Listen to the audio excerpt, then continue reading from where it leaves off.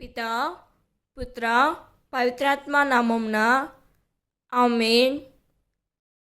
ఈరోజు దేవుని వాగ్దానం.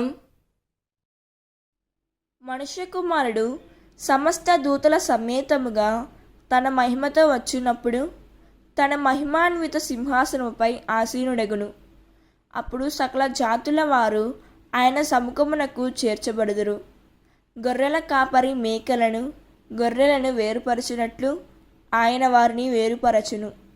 ఆయన గొర్రెలను తన కుడి పక్కన, మేకలను తన ఎడమ ప్రక్కన నిలుపును. మత్తాయి 25వ అధ్యాయం 31వ వచనం.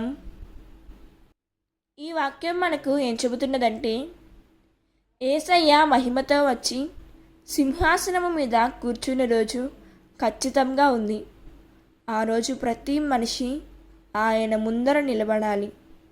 గొర్రెలను ఒకవైపు, మేకలను ఒకవైపు వేరు చేసినట్టు మన జీవితం కూడా వేరు చేయబడుతుంది. ఈరోజు మనం ఒకటి ఆత్మ పరిశీలన చేసుకోవాలి. నేను గొర్రెనా లేక మేకనా? ప్రభు స్వరాన్ని వింటున్నానా లేక నా ఇష్టాన్ని అనుసరిస్తున్నానా?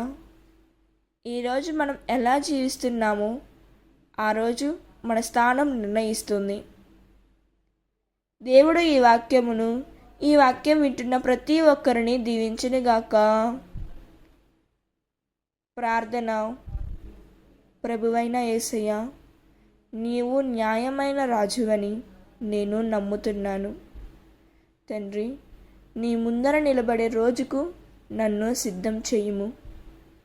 నీ స్వరాన్ని వినే హృదయం, నీ చిత్తాన్ని చేయు మనసు నాకివ్వుము యేసయ్య. ప్రేమలో, సేవలో, కరుణలో నడిపించుము. నీ కుడివైపు నిలబెట్టబడే కృపనివ్వుము తండ్రి. నా జీవితం నీకు ఇష్టమైనదిగా మార్చమని యేసుక్రీస్తు నామములో అడిగి వేడుకుంటున్నాం తండ్రి. ఆమేన్. God bless you.